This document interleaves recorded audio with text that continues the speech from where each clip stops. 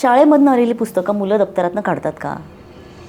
तर ते काढली जात नाही. शाळांमधनं थोडासा सर्वे केला, नाही वाचत मुलं पुस्तकं. मग असं वाटलं नाही, मुलांना पुस्तकांपर्यंत पोचवलंच पाहिजे.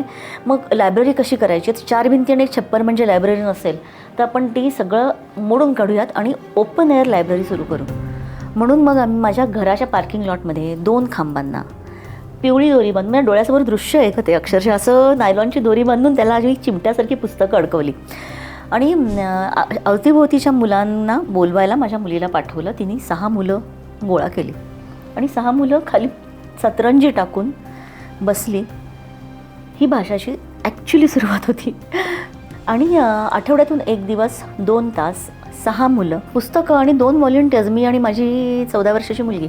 आणि अवेअरनेस इतका नव्हता ह्याबद्दलचा किंवा साक्षरता इतकी नव्हती की मार्क मिलेंगे क्या असं आया विचारायला येतं.